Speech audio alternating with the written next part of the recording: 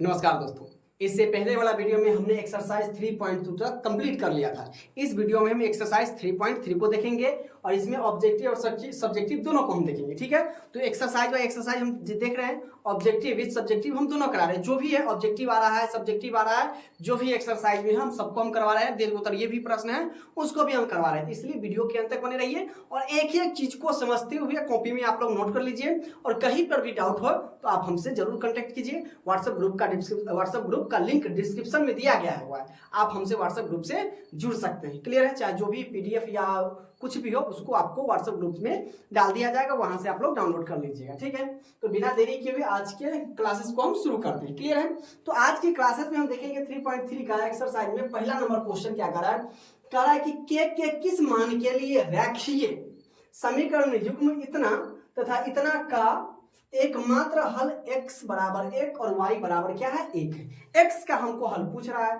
ठीक है, तो हमको इससे नहीं लेना देना है, हमको इससे लेना है। ठीक है, हमसे किसका मान पूछ रहा है कि एक के का मान पूछ रहा है। ठीक है, जबकि हल दिया है कि जहां x है भाई साहब वहां पर हमें क्या रखना है 1 रखना है, और जहां पर हमें y बराबर दिले वहां पर भी हमें -1 रखना है। इस प्रकार के सवाल को हम किस प्रकार से सॉल्व करेंगे, तो देखिए हम ये लिखेंगे तो 2kx प्लस के 7y माइनस के 5 बराबर के हो जाएगा कितना 0। ठीक है, अब देखिए x बराबर 1 दे लेते, जहां पर x होगा वहां पर हम क्या रखेंगे 1, तो 2k गुने के 1 अब प्लस के 7 इंटू वाई की जगह पर क्या है माइनस के 1, आई हो जाएगा माइनस के 5 बराबर के 0। तो अब देखिए 2k में हम 1 से गुना करेंगे। किसी भी संख्या में अगर हम 1 से गुना करते हैं तो वही संख्या में प्राप्त होता है। तो 2k को 1 से गुना करेंगे तो यही चीज हमें प्राप्त होगा 2k, और ये प्लस है माइनस है तो प्लस 7 में हम -1 से गुना करेंगे तो क्या हो जाएगा माइनस के 7, और ये माइनस क्या हो जाएगा 5 इक्वल टू 0। या अब देखिए 2k और देखिए ये माइनस और माइनस, तो माइनस माइनस जुटेगा लेकिन माइनस में ही रहेगा। ठीक है, माइनस माइनस हमेशा जुटेगा लेकिन माइनस में ही रहेगा। तो माइनस के 7 और माइनस के 5 हो जाएगा माइनस के 12 इक्वल टू 0। ठीक है, माइनस के 5 और माइनस के 12, माइनस के 5 और माइनस के 7 जुड़ेगा तो माइनस के 12 हो जाएगा। अब आप लोग जानते हैं कि इधर 2k इधर 12 माइनस में तो बराबर के दूसरी तरफ जाएगा तो क्या चीज बदल जाएगा प्लस में बदल जाएगा। क्लियर है? और आप जानते हैं कि 2 इधर क्या चीज में है गुना में है, तो 2 भाग बराबर के दूसरी तरफ जाएगा तो क्या चीज बदल जाएगा भाग में बदल जाएगा।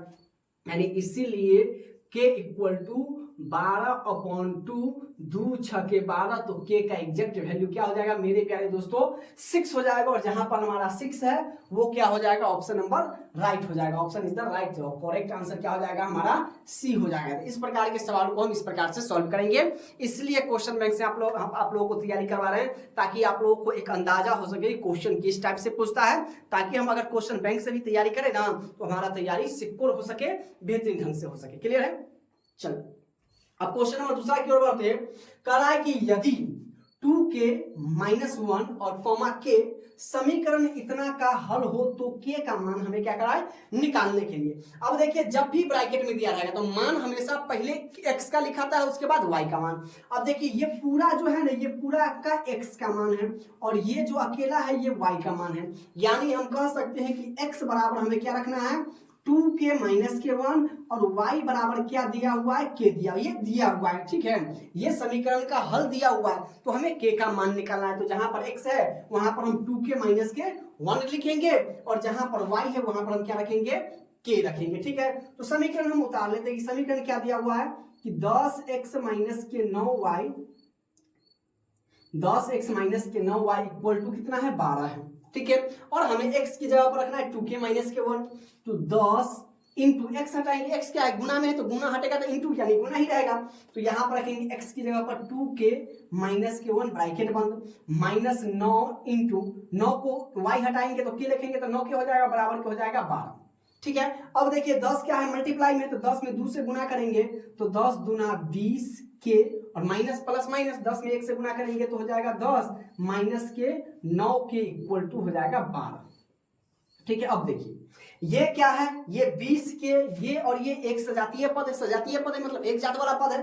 तो 20 में से जब 9 जाएगा तो कितना बचेगा 20 में से 9 जाएगा तो 10 में से 9 गया तो ये हो जाएगा 1 और ये बच जाएगा कितना मेरे प्यारे दोस्तों 1। तो ये हमारा हो जाएगा 11 के -10 बराबर के हो जाएगा कितना 12 हो जाएगा। क्लियर है यहाँ तक? अब देखिए -10 इधर क्या है, इधर माइनस में, तो अगर हम इसको बराबर के दूसरी तरफ ले जाए तो माइनस क्या में बदल जाएगा, प्लस में बदल जाएगा। यानी हम लिख सकते हैं या 11k = 12, ये उधर जा रहा है तो +10, या 11k = +12 और +10, तो +12 और +10 कितना हो जाएगा, 12 10 हो जाएगा आपका 22। अब देखिए 11 इधर क्या चीज में है, गुना में है, तो जब ये गुना बराबर के उधर जाएगा तो क्या चीज बदल जाएगा, भाग में, ये तो आप लोग जानते हैं। तो इसीलिए अगर हम k बराबर करें तो ये 22 ऊपर और 11 हमारा नीचे और 2 मरतबे काट जाएगा, यानी एक k का एग्जैक्ट वैल्यू कितना हो गया, 2। तो वही पूछ रहा है k बराबर कितना होगा, तो यहाँ पर हम खाली स्थान की जगह पर 2 भर देंगे, और 2 ऑप्शन नंबर बी में है, तो option number B is the right answer. Clear है यहाँ तक? चीजें अगर समझ में आ रही है तो वीडियो को लाइक करके, चैनल पर पहली बार विजिट करते हैं चैनल को सब्सक्राइब करके अपने दोस्तों में शेयर जरूर करें, ताकि वो भी हमारी क्लासेस को देख सके और बेहतर स्कोर कर सके। क्लियर है? चलिए क्वेश्चन नंबर 3 देखिए, क्या करा कि यदि 173x + के 197y बराबर के 149 और 197x + के 173y बराबर के 221 हो तो एक्स वाई का मान निकालने के लिए, तो आप इसको प्रतिस्थापन विधि से बनाइए, विलोपन विधि से बनाइए, लुप्तीकरण विधि से बनाइए, जो आपको आसान लगता है। जब तक सिर्फ करा एक्स वाई, तो किसी से ही बनाकर हम एक्स वाई का मान ले आएंगे, जब तक कि आपको कहा ना जाए तब तक आपके ऊपर डिपेंड है कि आप कैसे भी, हमें सिर्फ एक्स और वाई का मान निकालना है। ठीक है, चाहे हम किसी विधि से बनाएंगे, विलोपन विधि से बनाया या लुप्तीकरण विधि से बनाया या प्रतिस्थापन विधि से बनाया या वज्र गुणनखंड विधि से बनाएंगे, सबका आंसर एक ही आएगा। ठीक है, तरीका अलग अलग हो सकता है। ठीक है, तो पहले हम लिख लेते हैं, तो हम लिखेंगे क्या कि 173x + के 197y बराबर के 149 दिया, इसको हम समीकरण 1 मान लेते हैं। ठीक है, दूसरा का क्या दिया हुआ है, ये x इसका उल्टा 197x + के 173y बराबर के 221, इसको हम समीकरण 2 मान लेते हैं। ठीक है, अब हम किसी एक लुप्तीकरण विधि में हम बनाते हैं तो क्या करते हैं, किसी एक को हम क्या करते हैं, बराबर करते हैं, तो हम y वाला को बराबर करते हैं। तो y वाला को बराबर करना क्या है, ये 173 को ऊपर से गुना कर दो, ये 173 को समीकरण 1 में, ये 197 को नीचे से, मतलब उल्टा नीचे ऊपर नीचे गुना कर दो, हो गया। यानी समीकरण 1 को हम यहाँ पर लिख सकते हैं, है ना। जब हम इस प्रकार के जब सब्जेक्टिव बनाएंगे तो हम लिख देंगे क्या कि समीकरण 1 को 173 से तथा समीकरण 2 को 197 से क्या करने पर, गुना करने पर। ऐसा हम मेरे प्यारे दोस्तों क्या करेंगे, लिख देंगे जब हम सब्जेक्टिव क्वेश्चन को सॉल्व करेंगे तब। क्लियर है? अब देखिए 173 को जब 173 से गुना करेंगे तो ये आपका हो जाएगा 29,929 हो जाएगा, 29,929 प्लस, अब 197 को 73 से गुना करेंगे तो ये आपका हो जाएगा, ये x है तो x लगा देते हैं, ये आपका हो जाएगा 34,081 y और बराबर 149 में अब 173 से गुना करेंगे तो ये हो जाएगा आपका 25,777, 25,777 हो जाएगा। अब 197 को 97 से गुना करेंगे तो ये आपका हो जाएगा 38,809x प्लस, ये आपका सेम 197 में 73 से गुना करेंगे तो 34,081 y और बराबर 221 में 197 से गुना करेंगे तो ये आपका हो जाएगा 43,537। ये आप गुना करके देख लीजिएगा। क्लियर है? चलिए अब हमें क्या करना है, यहाँ पर चिन्ह बदल देना है, तो ये plus plus minus plus plus minus plus plus क्या हो जाएगा, माइनस हो जाएगा। तो जो एक जैसा इसको हम क्या कर दें, खत्म कर दें। अब हमें घटाना है, तो देखिए नीचे में बड़का है ऊपर वाला छोटा है, इसमें भी नीचे में बड़का है ऊपर वाला छोटा है, यानी हम क्या कर देंगे, हमारा जो आंसर आएगा वो माइनस में आएगा। तो सबसे पहले 9 में से 9 गया तो ये आपका हो जाएगा 0, ये 10 में से 2 जाएगा नहीं तो हाथ से ले लेंगे तो 10 में से 2 गया तो ये आपका हो गया 8, ये बच गया 7, तो हाथ से लेंगे 17 में से 9 गया तो ये आपका हो गया 8, ये फिर बच गया आपका 7, तो वहां से लेके 17 में से 9 गया तो ये भी बच जाएगा आपका 8, 9 8 17 माइनस किया आपका 8880 x और बराबर इसको भी घटा दीजिए, 7 में से 7 गया 0, 13 में से 7 गया 6, ये बच गया कितना 4, 14 में से 7 गया तो 7, ये बच गया आपका कितना 12, 12 में से 5 गया तो 7 5 12। ठीक है, फिर से देख ले, 7 में से 7 गया 0, ये 13 में से 7 गया तो 6, ये बच गया 14, 14 में से 7 गया तो 7, ये बच गया 12, 12 में से 5 गया तो 7, ये बच गया 3 में से 3 में से 2 गया तो 1 माइनस के 17,760 बच गया। ठीक है, अब माइनस से माइनस हमारा क्या हो जाएगा मेरे प्यारे दोस्तों, कट जाएगा। तो यहां से हम बना लेते हैं। ठीक है, तो यहाँ पर x ये क्या है, गुना में तो उधर जाके भाग में बदल जाएगा, इसीलिए हम x बराबर लिखेंगे 17,760 हो जाएगा 760 और बटा में हो जाएगा 8,880 हो जाएगा। ठीक है, अब देखिए ये कटेगा तो सबसे पहले तो हम जीरो को क्या कर देते हैं, जीरो से काट देते हैं। 2 से कटेगा तो 2 से काट देते हैं। देखिए 2 से 8 गुना 16, 8 गुना 16 17, 8 गुना 16 17 यानी 2 से, तो x का मान मेरे प्यारे दोस्तों क्या हो जाएगा, 2 हो जाएगा। देखिए है क्वेश्चन इतना बड़ा लेकिन आंसर आ गया छोटा। अब ये x का मान आपकी मर्जी, समीकरण 1 में रखिए या समीकरण 2 में रखिए, ये आपके ऊपर डिपेंड करता है। ठीक है, तो हम लिखेंगे यहाँ पर x का मान समीकरण 1 में रखा। ये आपके ऊपर डिपेंड करता है, आप 1 में भी रख सकते हैं और 2 में रख सकते हैं, ये इसके लिए आप स्वतंत्र है। ठीक है, इसके लिए आप आजाद है कि आपको जो आसान लगे इसमें उसमें रखिए। हम 101 में रख रहे हैं तो क्या है 173x प्लस के है 197 y इक्वल टू 149 है। हमें x की जगह पर क्या रखना है, 2 रखना है, तो जहां x है वहां हम 2 रखेंगे। तो 173 ये x गुना में तो गुना 2, x हटाएंगे 2 रखेंगे, बाद बाकी सबको जैसे के तैसे उतार देंगे। तो प्लस के 197 y बराबर के 100 हो जाएगा 49। यहां तक क्लियर है। चलिए तो ये हमें यहाँ अब देखिए गुना कर देंगे तो 3 दूना हो जाएगा 6, 7 दूना 14 और 2 एकम 2 1 3 346 और प्लस के 197 y इक्वल टू हो जाएगा 149। अब देखिए 346 इधर क्या चाहिए प्लस में, तो उधर जाएगा तो माइनस में हो जाएगा। तो यानी हम लिख सकते हैं यहाँ पर या 197 y इक्वल टू पहले क्या है 149 है और 149 में से हमें घटाना है कितना 346, तो माइनस के लिख देंगे 346। क्लियर है। चलिए अब यहां से हम यहां पर आ जाते हैं, नीचे दिखाई नहीं देगा। तो 197 y बराबर के 149 घटे के 346।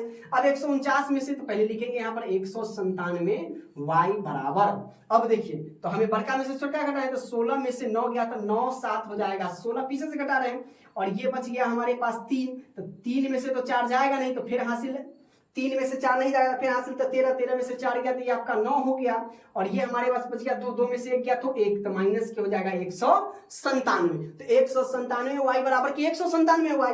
अब 197 इधर गुना में है तो इसीलिए y बराबर करेंगे तो माइनस के 197 बटे के 1 प्लस के 197, तो 197 से 197 काट देगा 1 मरतबे, तो माइनस लगा हुआ है, नीचे अगर इधर भी माइनस होता तो दोनों माइनस माइनस कट जाता, लेकिन एक ही तरफ माइनस है तो हमारा जो y का वैल्यू होगा वो माइनस के 1 हो जाएगा मेरे प्यारे दोस्तों। यानी हम लिख सकते हैं कि x का मान हमें आ गया 2 और y का मान हमें आ गया माइनस के 1, यही हमारा क्या हो जाएगा फाइनल आंसर हो जाएगा। तो जहां पर आपको x 2 और y माइनस के 1 है वो ऑप्शन हमारा क्या हो जाएगा, एकदम सही हो जाएगा। यानी option number D is the right answer, D is the correct answer. Clear है। तो इस प्रकार के सवालों को हम इस प्रकार से सॉल्व करेंगे ताकि एक एक चीज हमें समझ में आ सके और परीक्षा में एग्जाम में हम बेहतर से बेहतर स्कोर कर पाए। ठीक है, तो उम्मीद कर रहा हूं कि ये वीडियो आपको पसंद आ रहा होगा। क्लियर है यहां तक। अब देखिए क्वेश्चन नंबर 4 क्या कर रहा है कि एक सरल रेखा जो x बराबर -1 तथा y बराबर +4 से निरूपित की जाती है तो वो क्या होगा। ऑप्शन नंबर 1 क्या कह रहा है कि एक दूसरे के लंबवत है, दूसरा कह रहा है कि एक दूसरे के समानांतर है, या दूसरा कह रहा है न तो एक दूसरे के समानांतर है न लंबवत है, और चौथा क्या कर रहा है कोई निष्कर्ष नहीं निकाला जा सकता। तो हम लोग जो खींचते हैं लंबवत रेखा, तो ये देखिए ये हमारा x होता है, ये हमारा x और ये हमारा y होता है और ये हमारा y डैश होता है। मान लिया जाए कि ये हमारा -1 है और यहाँ पर मान लिया जाए कि ये 4 है और हम क्या करते हैं एक दूसरे को मिला देते हैं। तो अगर ये एक दूसरे को मिला दे तो क्या हो जा रहा है, देख रहे हैं कि ये लंबवत है, क्या हो रहा है ये एक दूसरे को क्या हो रहा है कि लंबवत हो रहा है ना। अगर ये सीधा चला जाता ऐसे या ऐसे चला जाता या ऐसे आ जाता या ऐसे आ जाता, ये क्या हो जाता है एक दूसरे के समानांतर हो जाता। ठीक है, तो क्या हो रहा है कि इसमें हमें ऐसे आ रहा है यानी ये एक दूसरे के क्या है लंबवत है। अगर इस प्रकार के सवाल आएगा तो हम लोग क्या लगाएंगे पहले खींच लेंगे, यानी option number A is the right हो जाएगा, लंबवत हो जाएगा। क्लियर है। चलिए इसका दूसरा नंबर क्वेश्चन हम देख लेते हैं क्या कर रहा है। 5वां नंबर कि रैखिक समीकरण युग्म इतना तथा इतना का क्या होगा एक हल होगा। तो वही हम चलेंगे a1 बटे a2 बराबर b1 बटे b2 बराबर c1 बटे के c2 पर चलेंगे और देखेंगे कि हमें किस प्रकार से हल प्राप्त होता है। तो हम सबसे पहले मान लेते हैं क्या, a1 बराबर क्या है हमारे पास x है यानी 1, b1 बराबर हमारे पास क्या है 2 और c1 बराबर क्या है 5। ठीक है, a1 a2 और a1 b1 c1 हो जाएगा। अब हमारे पास a2 इसमें, तो a2 बराबर के 3, ये क्या हो जाएगा b2 बराबर क्या हो जाएगा 12 और ये हमारा हो जाएगा c2 बराबर क्या हो जाएगा 10। अब हम करेंगे क्या, a1 बटे के a2 बराबर b1 बटे के b2 बराबर के c1 बटे के c2 हम कर लेंगे। तो यानी हम चलेंगे पहले a1 बटे के a2 तो बराबर कर देंगे 1 बटा के 3। अब हम क्या करेंगे b1 बटे के b2, तो b1 बटे के b2 2 बटा के 12 यानी 2 6 के 12 तो ये हो जाएगा 1 बटा के 6। अब चलेंगे c1 बटे के c2 तो ये हो जाएगा 5 बटा के 10, तो 5 दूना के 10 यानी 1 बटे के 2। अब देखिए ना तो ये बराबर है ना ये बराबर है ना ये बराबर है, तो यानी हम कहेंगे क्या कि a1 बटे के a2 बराबर ही नहीं है b1 बटे के b2 के, है ना। तीसरा वाला छोड़ दीजिए, पहले वाला बराबर नहीं है, तो जब पहले वाला बराबर नहीं होता तो इसका क्या होता है अद्वितीय हल, यानी केवल क्या हो जाएगा एक हल हो जाएगा। क्या हो जाएगा एक हल हो जाएगा, तो option number A is the right answer होगा। ठीक है, अगर ये दोनों बराबर होता ये बराबर नहीं होता तो लिखते कोई हल नहीं, और तीनों जब बराबर हो जाता तो क्या कहते हैं कि भाई साहब ये अनगिनत हल के रूप में है। क्लियर है, चलिए अब इसका हम पढ़ ले 6ठा नंबर क्वेश्चन कि समीकरण युग्म इतना तथा इतना के हल है। सेम वही पूछ रहा है, अद्वितीय हल होगा, अनंत हल होगा, कोई हल नहीं होगा या इनमें से कोई नहीं होगा। तो चलिए a1 b1 c1 हम चलते हैं, तो मेरे पास क्या आ जाएगा मेरे प्यारे दोस्तों, यहीं पर हम मान लेते हैं कि a1 बराबर के 1, b1 बराबर के 2, है ना, और c1 बराबर के 5 और यहाँ पर a2 बराबर के -3। अब देखिए b2 बराबर के -6 और क्या है c2 बराबर के +1 हो जाएगा। क्लियर है, तो हम करेंगे a1 बटे के a2, a1 बटे के a2 से चलेंगे तो a1 बटे के 2 1 बटा के 3 हो जाएगा। अब चलेंगे b1 बटे के b2, तो b1 क्या है मेरे पास b1 है आपका हो जाएगा ये माइनस में, सॉरी a2 क्या है माइनस में, तो ये माइनस का 1/2 हो जाएगा। अब देखिए b1 2 ये क्या है -6, तो 2 तिया 6 यानी माइनस के 1/3 ये भी आ गया। ठीक है, और हम चलेंगे c1 बटे के c2, तो c1 कितना है 5 और ये c2 कितना है 1 यानी 5/1, तो ये दोनों क्या हो जाता है, देखिए ये दोनों क्या है आपस में बराबर है, तो यानी हम कह सकते हैं कि a1 बटे के a2 बराबर है b1 बटे के b2 के, लेकिन बराबर नहीं है किसके c1 बटे के c2 के। तो इस प्रकार के युग्म को हम लोग क्या कहते हैं, इस प्रकार के हल को क्या कहते हैं, तो कहते हैं कि इसका सर जी कोई हल नहीं होगा। क्या होगा, कोई हल नहीं होगा, कोई हल नहीं होगा, कोई हल नहीं होगा। इसकी रेखा पूछे तो रेखा क्या हो जाएगा समानांतर होगी, समानांतर होगी। ठीक है, समानांतर होगी तो कोई हल नहीं, तो क्या हो जाएगा option number C is the correct answer. ठीक है, a1 बटे के a2 याद रखना है, अब देखिए ये है a1 बटे के a2 बराबर नहीं है b1 बटे के b2 के, तो केवल एक हल होगा। a1 बटे के a2 बराबर b1 बटे के b2 बराबर नहीं है c1 बटे के c2 के, तो इसका कोई हल नहीं होगा और तीनों बराबर होगा, अर्थात a1 बटे के a2 बराबर b1 बटे के b2 बराबर के c1 बटे के c2, अगर ये तीनों आपस में बराबर होगा तो क्या होगा अनगिनत हल होगा। क्लियर है, चलिए इसका 7वां नंबर क्वेश्चन का देख लेते हैं कि समीकरण kx माइनस के 5y इक्वल टू 2 तथा 6x प्लस के 2y बराबर के 7 के कोई हल न हो तो k का मान कह रहा है निकालने के लिए। तो हम चलेंगे यहीं पर कि a1 बराबर मेरे पास दे रहे हैं k, b1 मेरे हमारे पास दिया हुआ है -5 और c1 बराबर हमें दिया हुआ है 2। अब हम चलेंगे a2 बराबर हमें 6 दिया हुआ है ना, b2 बराबर हमें दिया हुआ है 2 और c2 बराबर हमें दिया हुआ है 7। तो हम अगर इस प्रकार के सवाल आएगा ना तो c1 और c2 को हम छोड़ देंगे, हम चलेंगे a1 बटे k2, क्योंकि पहले ही करा है कोई हल नहीं, तो हमें तो सिर्फ k का मान निकालना है। तो हम चलेंगे a1 बटे के a2 बराबर b1 बटे के b2 से चलेंगे। क्लियर है, अब यहां से हम यहां आते हैं, देखिए क्वेश्चन को वीडियो के अंत तक बने रहिएगा, एक एक चीज आप लोगों को समझ में आएगा, इस बात की मैं गारंटी दे रहा हूं। क्लियर है, चलिए a1 हमारे पास कितना है k है, a2 हमारे पास 6 है बराबर। अब क्या कर रहा है कि b1, तो b1 हमारे पास कितना है -5 है और b2 हमारे पास कितना है 2 है। तो आप जानते हैं कोणाकानी क्या होता है, मतलब बराबर क्या रहे तो नीचे में नीचे से काट दीजिए, ऊपर में ऊपर से काट दीजिए, तो ये हो जाएगा 2 तिया 6 और कोणाकानी गुना कर दीजिए, तो इसमें बच जाएगा 1, तो k कम k बराबर 5 तिया -15, तो -15, तो k का आंसर क्या हो जाएगा -15 और ऑप्शन नंबर डी क्या है -15 है, यानी option number D is the right answer हो जाएगा। क्लियर है, देखिए कितना आसान है, a1 बटे के a2 बराबर b1 बटे के b2 कर दिए, बस हमारा आंसर निकल जाएगा। क्लियर है, यहां तक चीज समझ में आ रही है। क्वेश्चन नंबर 8वां क्या करा है कि रैखिक समीकरण युग्म x प्लस के 3y माइनस के 4 बराबर के 0 तथा 2x माइनस के 5y माइनस 1 बराबर के 0 है, तो कह रहा है कि अविरोधी, विरोधी, आश्रित या कोई नहीं। तो इसको सेम a1 बटे के a2 बराबर के b1 बटे के b2 और c1 बटे के c2 के पे हम चलेंगे और देखेंगे किस प्रकार का सवाल है। तो सबसे पहले तो हम लिख लेते हैं कि a1 हमारे पास कितना है, x है यानी 1, b1 हमारे पास कितना है 3y यानी 3 और c1 हमारे पास कितना है माइनस के 4 है। फिर चलेंगे a2, तो a2 हमारे पास है 2x यानी हमारा हो जाएगा 2, b2 हमारे पास कितना है माइनस के 5 है और c2 हमारे पास कितना है माइनस के 1 है। तो हम a1 बटे के a2 करेंगे पहले, a1 बटे के a2 बराबर है 1 बटे के 2। अब हम चलेंगे b1 बटे के b2 बराबर के 3 बटे के माइनस 5। अब ठहरिए, C1 हमें करने की कोई जरूरत नहीं है। देख लिए कि यही दोनों आपस में बराबर नहीं हैं, तो ये दोनों आपस में बराबर नहीं है, तो यानी हम कह सकते हैं कि a1 बटे के a2 बराबर नहीं है क्या, b1 बटे के b2 के। तो जब यही दोनों आपस में बराबर नहीं होंगे तो हमारा जो युग्म होगा वो क्या हो जाएगा, हम आपको बताएं, फिर से हम आपको बता दे रहे हैं, a1 बटे के a2 बराबर नहीं हो b1 बटे के b2 के, तो मेरे प्यारे दोस्तों युग्म क्या हो जाएगा, इसका अविरोधी हो जाएगा। क्या हो जाएगा, अविरोधी हो जाएगा। उसके बाद अगर कर ले a1 बटे के a2 बराबर b1 बटे के b2 बराबर नहीं है c1 बटे के c2 के, और इसका अगर युग्म आपसे पूछे तो इसका युग्म क्या हो जाएगा मेरे प्यारे दोस्तों, विरोधी हो जाएगा। क्या हो जाएगा, युग्म पूछे तो विरोधी हो जाएगा।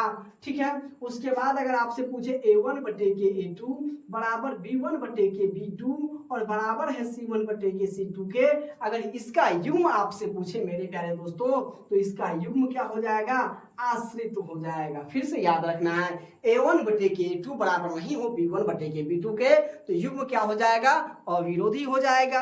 अगर a1 बटे के a2 बराबर हो b1 बटे के b2 के लेकिन बराबर नहीं हो c1 बटे c2 के, तो युग्म क्या हो जाएगा आपका, विरोधी हो जाएगा।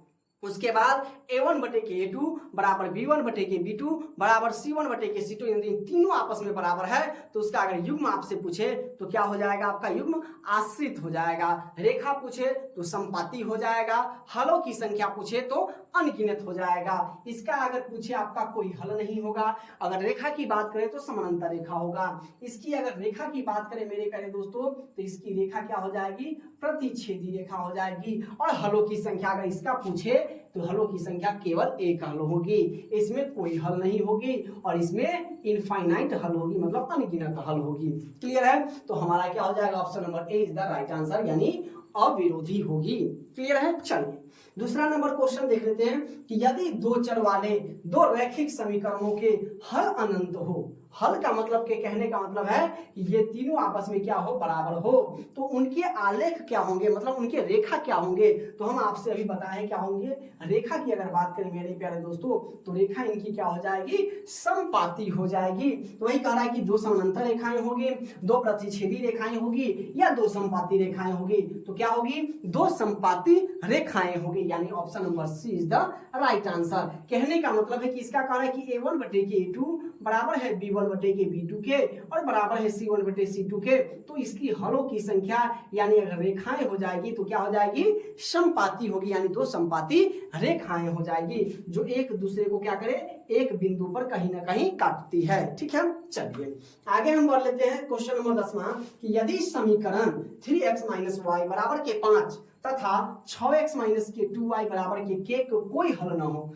कोई हल ना हो, तो इसका क्या होगा, के का मान अगर आपसे पूछ रहा है तो हमें लिख देना है पहले a1 बराबर के 3, b1 बराबर के माइनस के 1 और c1 बराबर के हमारा हो जाएगा 5। हम चलेंगे a2 बराबर 6, b2 बराबर के माइनस के 2 और c2 बराबर के हो जाएगा हमारा के। तो हम ये चलेंगे, इसको छोड़ देंगे, ठीक है, क्योंकि हमें के का मान निकालना है। तो हम इसमें लिखेंगे मेरे प्यारे दोस्तों b1 बटे के b2 बराबर नहीं है किसके, c1 बटे के c2 के। क्लियर है, चलिए b1 हमारे पास -1 बटा के माइनस के 2, तो माइनस से माइनस खत्म और ये हो जाएगा 5 बटे के के हो जाएगा। तो के को के से गुना कर देंगे, यानी बराबर बीच में काट देंगे, यानी बराबर आपस में नहीं है। तो के को 1 से गुना करेंगे मेरे प्यारे दोस्तों, तो क्या हो जाएगा, के हो जाएगा। और 5 में 2 से गुना करेंगे तो के नहीं बराबर होगा किसके, 10 के हो जाएगा। यानी ऑप्शन नंबर क्या हो जाएगा मेरे प्यारे दोस्तों, सी इज द राइट आंसर। यानी कोई हल ना हो तो इसका कहने का मतलब क्या है कि a1 बटे के a2 बराबर b1 बटे के b2 और बराबर नहीं है किसके, c1 बटे के c2 के। तो हम इस दोनों से लिए हैं, तो यानी हम कह देंगे कि b1 बटे के b2 बराबर नहीं है c1 बटे के c2 के। तो हमारा जो आंसर होगा वो k नॉट इक्वल टू 10 होगा। तो यानी k का जो मान होगा वो क्या हो जाएगा, 10 हो जाएगा। क्लियर है। चलिए सेम क्वेश्चन नंबर 11 वही कर रहा है कि यदि समीकरण इतना तथा इतना के एक अद्वितीय हल हो, मतलब केवल एक हल हो, यानी हमें चलना है क्या कि a1 बटे के a2 ठीक है बराबर नहीं है b1 बटे के b2 के। तो यहां पर हम क्या लिख सकते हैं, a1 हमारे पास x है यानी 1 हो जाएगा, b1 हमारे पास a2 हमारे पास क्या है 3 है, 3 बराबर नहीं होगा क्या है b1 माइनस के 2 और b2 हमारे पास क्या हो जाएगा k हो जाएगा। तो यानी k एकम k और बराबर नहीं होगा 3 दूना के 6, तो k नहीं बराबर होगा माइनस के 6। इसमें दोनों हम दे दिए हैं, तो k देख लेते हैं 1 मिनट। 11 का ऑप्शन क्या हो जाएगा, ठीक है हाँ इसमें ऑप्शन नंबर डी हो जाएगा, के बराबर नहीं है 0, यानी option number B is the right answer. Clear है। तो चीजें वही है, बस चीजें को समझना है। नोटबुक और कॉपी, नोटबुक और पेन आप लोग निकाल के रखिए, जहां पर भी जो समस्या है, जो फॉर्मूला हम लिखा रहे हैं उसको कॉपी में नोट करके याद आपको तो करना ही है। इतना तो आपको करना है कि पढ़ना तो हर हाल में ही है मेरे प्यारे दोस्तों। ऐसा नहीं है कि बिना पढ़े हुए कुछ हम करने कहता है कि कुछ किए बिना जय जयकार नहीं होती, और कोशिश करने वालों की कभी हार नहीं होती है। तो पढ़ना तो पड़ेगा ही पड़ेगा। क्लियर है। अब देखिए क्वेश्चन नंबर 12 क्या कर रहा है कि k के किस मान के लिए समीकरण निकाय 4x प्लस के y बराबर के 6, 2x माइनस के 4y बराबर के 3 के अनगिनत हल होंगे।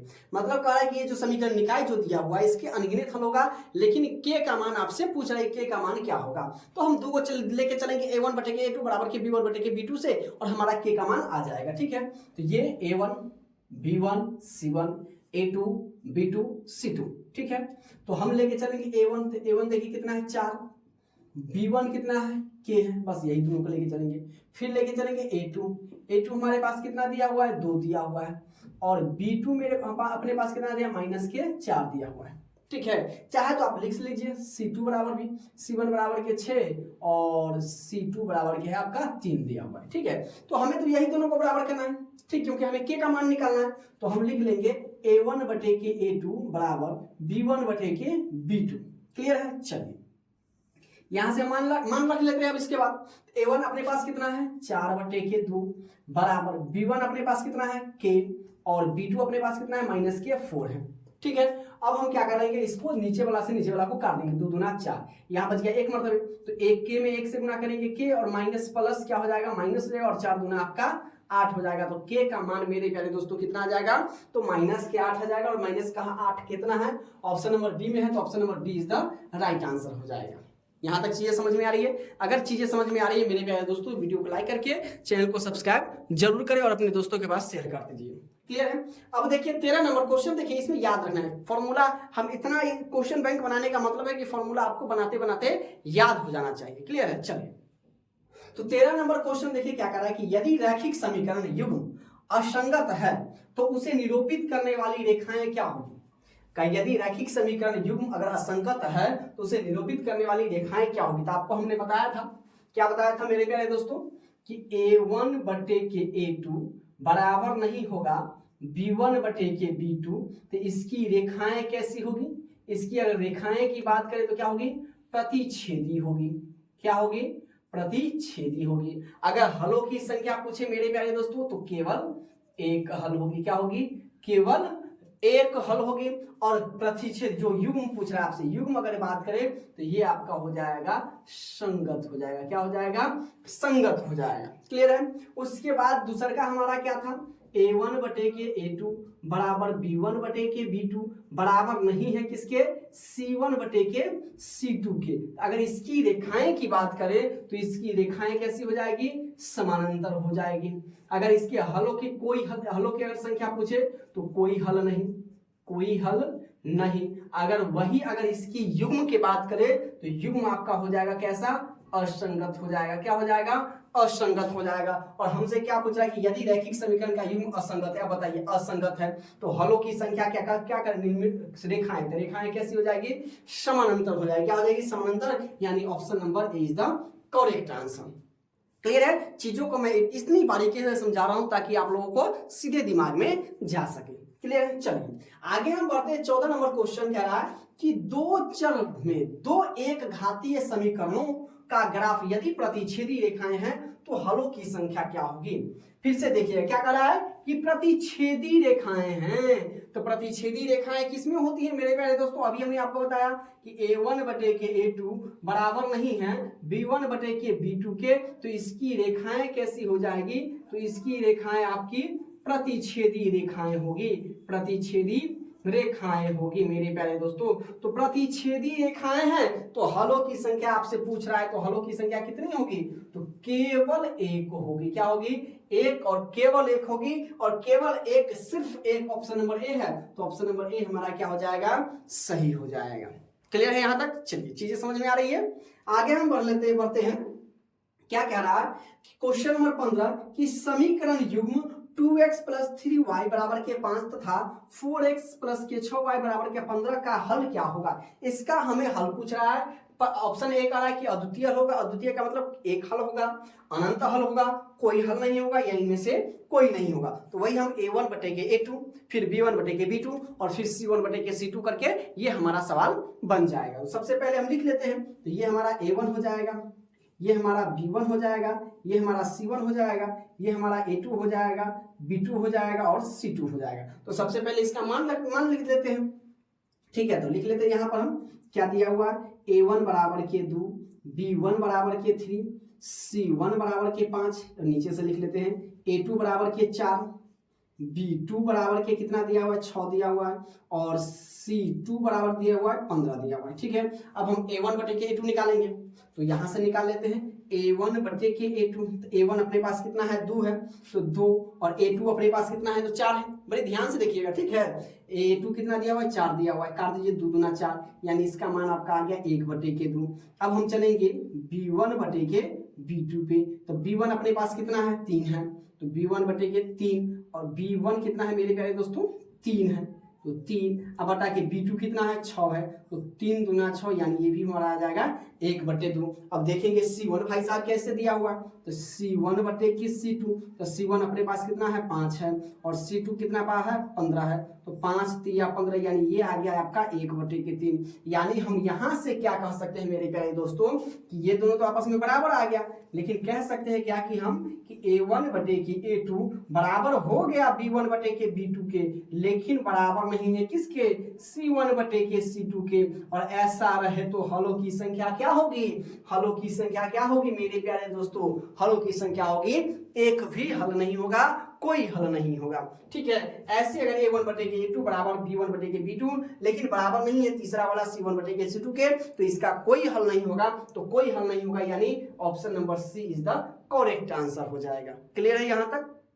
अब देखिए क्वेश्चन नंबर 16 क्या कर रहा है कि यदि रैखिक समीकरणों का युग्म, देखिए यहां पर विशेष रूप से ध्यान देना, युग्म क्या कर रहा है कि संगत है, तब उनके द्वारा निरूपित रेखाएं क्या होगी? तो आप सभी को पता होनी चाहिए कि संगत क्या किसका होता है? a1 बटे के a2 बराबर नहीं है b1 बटे के b2 के, तो इसका युग्म कैसा होता है? संगत होता है। अब जब इसकी युग्म संगत है तो रेखाएं क्या होगी? अभी हमने बताया था रेखाएं कैसी होगी, तो आप सीधे कहिएगा कि सर जी प्रतिच्छेदी रेखाएं होगी। क्या होगी? कैसी रेखाएं होगी? तो हमेशा प्रतिच्छेदी रेखाएं होगी। तो कहां है? Option number B is the correct answer. हमेशा कैसी रेखाएं होगी? प्रतिच्छेदी रेखाएं होगी। क्लियर है? चलिए आगे हम बढ़ते हैं। क्वेश्चन नंबर 17 क्या करा है कि समीकरण युग्म इतना एवं इतना के हल है, तो एक्स वाई का मान हमें निकालना है। तो वही आप लुप्तीकरण विधि से बनाइए, या प्रतिस्थापन विधि से बनाइए, या विलोपन विधि से, या वज्रगुणन, जो आपको अच्छा लगे। ठीक है, तो हम लोग लुप्तीकरण विधि से बनाते हैं। तो लिखते हैं क्या, क्योंकि हमें कह नहीं रहा था, जो सबसे आसान है उसको हमें सिर्फ एक्स वाई का मान निकालना है। तो 5x प्लस के 2y बराबर के 16, और ये हमारे पास 7x माइनस के 4y इक्वल टू के 2 है।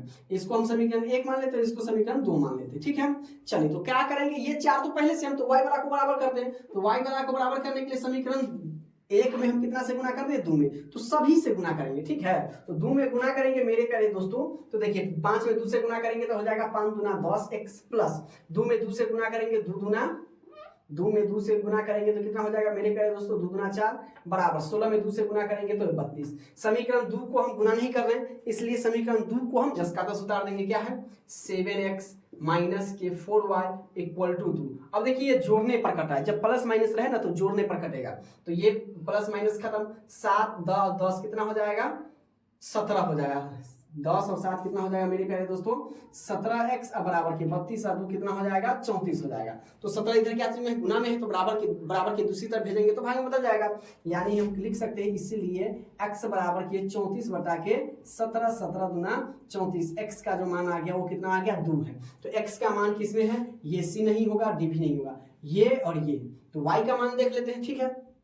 तो y का मान देखेंगे तो यहाँ पर लिखेंगे कि x का मान आपकी मर्जी की जिसमें रखिए, तो x का मान समीकरण 1 में रखा, हम 1 में रखते हैं, आपकी मर्जी 2 में रख लीजिए, आप 2 में भी रख सकते हैं। तो एक क्या है हमारे पास, ये वाला, तो लिखेंगे 5x प्लस के 2y इक्वल टू 16 है। तो जहां जहां x है वहां क्या रखेंगे, 2, तो एक x एक ही जगह पर है, 5 गुने x यानी 5 गुने के 2 प्लस के 2y इक्वल टू हो जाएगा 16। तो 5 में 2 से गुना करेंगे तो 5 गुना के हो जाएगा 10, तो या 10 प्लस के 2y इक्वल टू हो जाएगा 16। अब 10 क्या है, प्लस में तो बराबर के दूसरी तरफ भेजेंगे तो माइनस में बदल जाएगा, या इधर क्या है 2y, तो इसको इधर ले देते हैं 16, ये उधर जाएगा तो माइनस में 10।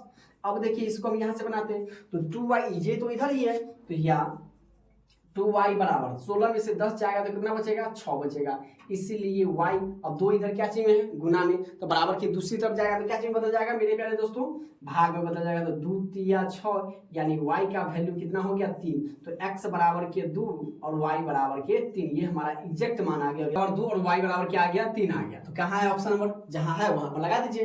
क्या है, ये दोनों, तो ये तो होगा ही नहीं b, तो ऑप्शन नंबर क्या हो जाएगा, A is the correct answer. Clear है।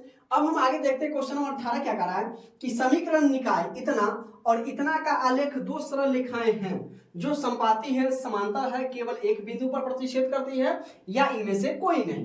तो हम वही करेंगे, a1 बटे के a2, b1 बटे के b2, c1 बटे के c2 करेंगे और देखेंगे कि हमारी जो प्रतिच्छेदी है, जो सरल रेखाएं हैं वो कैसी है, संपाती है, समांतर है, या केवल एक प्रतिच्छेदी है, या इनमें से कोई नहीं है। क्लियर है। चलिए, तो हमारा ये चलेगा a1, ये होगा हमारा b1, ये हमारा होगा c1 और ये हमारा हो जाएगा a2 b2। तो लिख लेते हैं हम पहले इसका मान, a1 बराबर के 6, b1 बराबर के माइनस के 2 और c1 हमारे पास कितना है, 9 हो जाएगा।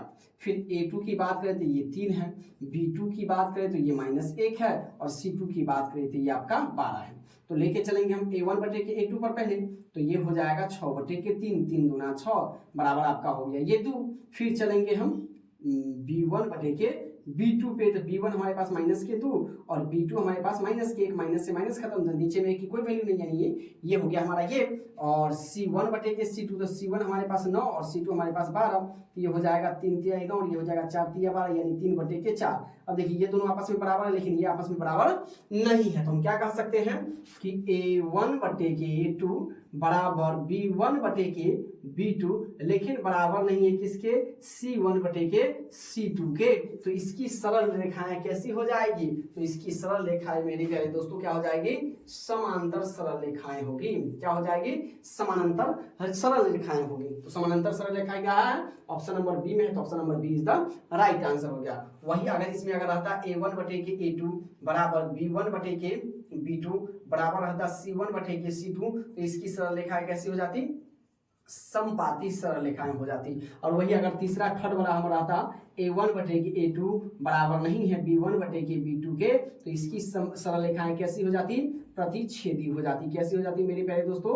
प्रतिच्छेदी हो जाती। यहां तक समझ में आया, चीजें समझ में आ रही है। चलिए क्वेश्चन नंबर 19 क्या करा है कि k के किस मान के लिए समीकरण 3x माइनस के y बराबर के -8 तथा 6x माइनस के y बराबर के -16 समपाती रेखाएं प्रदर्शित करता है। ठीक है, तो देखिए हम इसको किस प्रकार से बनाएंगे। तो सबसे पहले वही a1 बटे के a2 पर चलेंगे हम, तो मान लिख लेते पहले यहाँ पर क्या कि a1 हमारे पास कितना दिया हुआ है, 3 है, b1 हमारे पास कितना दिया -1 और c1 हमारे पास दिया है -8।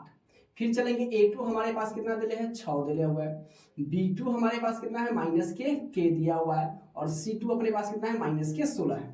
तो हम तो दुइये को से काम करना है, हमको लेके चलना है किसको A1 बटे के A2 बराबर B1 बटे के B2 लेके चलना है। अब देखिए इसके हम यहाँ से आगे चलते हैं, तो A1 अपने पास कितना है 3 बटे के 6, तो ये हमारा 3 और 6 हो जाएगा बराबर B1 -k1 और B2 हमारे पास -k है, तो माइनस से माइनस खत्म, 3 दूना इसको 6 काट दीजिए, तो यानी कोना कानी गुना करेंगे तो k एकम k और ये हो जाएगा 2 एकम 2, तो k का एग्जैक्ट वैल्यू कितना हो गया मेरे प्यारे दोस्तों 2, तो 2 कहाँ है तो प्लस के 2 आया, तो यानी ऑप्शन नंबर क्या हो जाएगा सही ए हो जाएगा। ठीक है, देखिए माइनस का भी 2 दिया हुआ है, 1 बटे के 2 दिया माइनस के 1 बटे के 2, तो बनाकर जब हम बनाएंगे ना तो ऑप्शन हमारा हमेशा क्या होगा सही होगा। क्लियर है। चलिए 20वां नंबर क्वेश्चन कह रहा है कि युग्म समीकरण इतना तथा इतना का हल है, वही हल हमसे पूछ रहा है क्या होगा, कोई हल नहीं होगा, एक हल होगा, 2 हल होगा या अनगिनत हल होगा। तो हम सबसे पहले इसी पर ऐसे ही मान बैठाएंगे, तो सबसे पहले तो लिख लेते क्या कि A1 बराबर के अपने पास 2 है, B1 अपने पास कितना है 4 है, C1 अपने पास कितना है 3 है, फिर करेंगे A2 अपने पास कितना है 12 है, B2 अपने पास कितना है 6 दिया हुआ है, और C2 अपने पास आ गया 6। अब फिर चलेंगे A1 करेंगे, तो A1 बटे के A2 कितना है 2 बटा के 12 आ गया, यानी 2 छके हो गया 12, यानी 1 बटे के आपका 2 आ गया। ठीक है, 2 छके 12, ये तो आपका 6 हो जाएगा। ठीक है, ये हो जाएगा 6। फिर चलेंगे B1 बटे के B2, B1 बटे के B2 बराबर 4 बटे के हो गया 6, तो ये 2 दूना 4 और 2 तिया 6, यानी 2 बटा के 3। अब देखिए यही आपस में, यही दोनों आपस में बराबर नहीं, तीसरा करने की कोई जरूरत नहीं है, तो सीधे हम क्या लिख सकते हैं कि A1 बटे के A2 ही बराबर नहीं है B1 बटे के B2 के। तो इसकी क्या पूछ रहा है हल, तो इसका हल क्या हो जाएगा मेरे प्यारे दोस्तों, आप लोग फटाफट कमेंट्स कीजिए, क्योंकि आप लोग अब बहुत ज्यादा पढ़ लिए, तो केवल एक हल होगा। कितना हल हो जाएगा, केवल और केवल एक हल होगा, और केवल और एक हल कितना है, एक हल। ऑप्शन नंबर क्या है बी है, तो B is the right answer. Clear है। चलो आगे हम देख लेते हैं क्वेश्चन नंबर 21 कि के किस मान के लिए समीकरण इतना तथा इतना के समपाती रेखाओं को प्रदर्शित करना है। तो सेम इसी प्रकार से के का मान हमें बताना है। ठीक है, तो लिखेंगे A1 बटे के A2 बराबर B1 बटे के B2। अब देखिए A1 कितना है, सीधे हम लिख देते हैं, क्योंकि आप लोगों को इतना पता चुके हैं कि आप लोगों को समझने में अब कोई दिक्कत है नहीं होनी चाहिए। के ए तो एक x है यानी 1 बटा के A2 यानी 3 बराबर के B1 कितना है 2 है, और के B2 कितना है k है। अब देखिए कोना कानी गुना कर दीजिए, के में 1 से गुना करेंगे k, और 3 में 2 से गुना करेंगे 6, यानी k का मान कितना आ गया, k 3 दूना के 6 आ गया था। 6 कहाँ है, तो ऑप्शन नंबर डी है, तो option number D is the right answer. Clear है। चलो अब क्वेश्चन नंबर 22 क्या कर रहा है कि यदि A1 बटे के A2 बराबर B1 बटे के B2 बराबर के C1 बटे के C2, तो समीकरण निकाय इतना तथा इतना का हल क्या होगा। तो भाई साहब आप जानते हैं ना कि जब सब आपस में बराबर हो तो हलों की संख्या क्या होगी, हलों की संख्या क्या हो जाती है, अनगिनत हो जाती है। क्या हो जाती है, अनगिनत। तो अनगिनत कहाँ है, तो ऑप्शन नंबर सी है, तो option number C is the right हो जाएगा। क्या हो जाएगा, अनगिनत। हलों की संख्या क्या हो जाएगा, अनगिनत हो जाएगा। क्लियर है, चीजें समझ में आ रही है। अब देखिए क्वेश्चन नंबर 23 क्या कर रहा है कि के किस मान के लिए समीकरण kx प्लस के 2y बराबर के 5 तथा 3x प्लस के y बराबर के 1 का एक अद्वितीय हल होगा। तो अद्वितीय हल होगा तो हमें कहने का मतलब है कि हमें A1 चाहिए, तो A1 बराबर kx है, तो हमें अचर पद को लेना नहीं है, तो ये हमारा हो जाएगा k, B1 बराबर हो जाएगा 2, और C1 बराबर हो जाएगा मेरे प्यारे दोस्तों कितना 5 हो जाएगा, A2 बराबर क्या हो जाएगा 3 हो जाएगा, B2 बराबर क्या हो जाएगा, B2 बराबर हो जाएगा आपका 1, और C2 बराबर क्या हो जाएगा 1 हो जाएगा। अब क्या करें, अद्वितीय हल। तो अद्वितीय हल किसको कहते हैं, कब होता है, जब A1 बटे के A2 बराबर नहीं हो B1 बटे के B2 के, तो वो कैसे हल होता है, वो अद्वितीय हल होता है। तो अद्वितीय हल तो यानी हमें C1 बटे के C2 लेने की कोई जरूरत ना है। तो A1 कितना है, A1 अपने पास कितना आ गया, k आ गया, अब बटा के A2, तो A2 अपने पास कितना है 3 है, तो k अपॉन के 3 इक्वल टू नहीं है, इक्वल टू नहीं है, तब ना केवल क्या होगा, अद्वितीय हल होगा, केवल एक हल होगा। B1 अपने पास कितना है 2 है, और B2 अपने पास कितना है 1 है। अब क्या करेंगे, हम क्रॉस मल्टीप्लिकेशन करेंगे, मतलब कोना कानी गुना, ऐसे जैसे हम लोग कोना कानी खेलते हैं ना, तो कोना कानी गुना करना है। कहने का मतलब इसको इससे गुना करना है और इसको इससे गुना करना है। तो k में 1 से गुना करेंगे तो k होगा, बराबर नहीं देके काट दीजिए, और 3 में 2 से गुना करेंगे तो क्या हो जाएगा मेरे प्यारे दोस्तों, 3 दूना के 6 हो जाएगा। यानी हमारा आंसर हो जाएगा k नॉट इक्वल टू 6, यानी k के बराबर नहीं होगा 6। तो कहाँ है k के बराबर नहीं 6, भगवा साहेब ये देखिए, अब देखिए ये भी दे रखिए बराबर 4। अब कई सारे बच्चे जब बीच में नहीं काटेंगे ना, ऑप्शन नंबर ए लगाएंगे और क्या हो जाएगा, गलती हो जाएगा। इसलिए ध्यान में रखना है मेरे प्यारे दोस्तों, जब भी अद्वितीय हलों की बात करेगा तो अद्वितीय हल का मतलब होता है केवल एक हल, यानी a1 बटे के a2 बराबर नहीं होगा b1 बटे के b2 के, जिसका केवल एक हल होगा। और रेखाएं पूछेगी तो रेखाएं क्या हो जाएगी मेरे प्यारे दोस्तों, प्रतिच्छेदी रेखाएं होगी। कैसी रेखाएं होगी, प्रतिच्छेदी रेखाएं होगी। युग्म का बात करें तो ये कैसी युग्म होगी, संगत युग्म होगी, ठीक है। और हलों की संख्या पूछे तो केवल एक हल होगा। केवल कितने हल होगा, एक हल होगा, उसी को हम लोग क्या कहते हैं, अद्वितीय हल होगा। क्लियर है। चलिए आगे हम बढ़ते हैं कि क्या कर रहा है कि दो रैखिक समीकरणों के लेखा चित्र यदि समांतर रेखाएं हो तो हलों की संख्या क्या होगी। हलों की संख्या इसमें पूछ रहा है क्या होगी, रेखा समांतर होगी तो समांतर कब होती, किस शर्त पर, तो आप सभी लोग जानते हैं, मैंने कई बार बता चुका है कि a1 बटे के a2 बराबर b1 बटे के b2, लेकिन बराबर नहीं है किसके, c1 बटे के c2 के। तो इसकी रेखाएं कैसी होती है, समानांतर होती है। कैसी रेखाएं होती है, समांतर रेखाएं होती है। तो जब समांतर रेखाएं होती है तो इसके हलों की संख्या कितनी हो जाती है मेरे प्यारे दोस्तों, कोई हल नहीं होगा। हल क्या होगा, कोई हल नहीं होगा। और युग्म जब पूछे तो असंगत हो जाता है। क्या हो जाता है, असंगत और कोई हल नहीं। ये आप लोग जानते हैं और इसे आप लोगों को याद रखना है। तो कोई हल नहीं तो कहां हो जाएगा, इनमें से कोई मतलब शून्य हल हो जाएगा। क्या हो जाएगा, शून्य। Option number A is the correct हल हो जाएगा, मतलब कोई हल नहीं, मतलब जीरो हल। क्लियर है। चलिए आगे हम बढ़ते हैं। कह रहा है कि 25 का क्वेश्चन कि y माइनस के 4 बराबर के 0 का आलेख कैसी सरल रेखा होगी, कैसी सरल रेखा होगी, ठीक है। तो क्या होगी, x के समानांतर होगी, y x के समानांतर होगी, मूल बिंदु से जाती हुई में से कोई नहीं। मान लिया जाए क्या है, y माइनस 4 बराबर के 0 है तो y बराबर क्या हो जाएगा, 4 हो जाएगा। अब मान लीजिए कि हम जब ग्राफ खींचेंगे तो ये हमारा क्या हो जाता है, y अक्ष वाला, और ये हमारा हो जाता है x अक्ष वाला।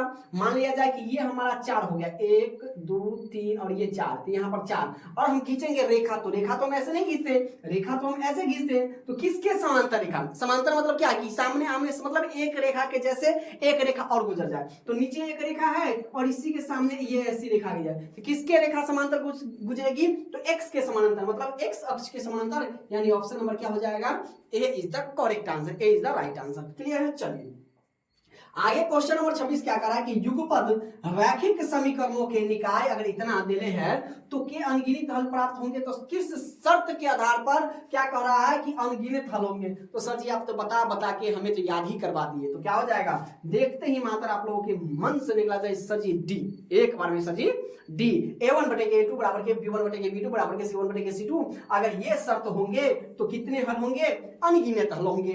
अगर युग्म की बात करेगा तो युग्म कैसा होगा, तो आश्रित युग्म होगा। कैसा होगा, आश्रित युग्म होगा।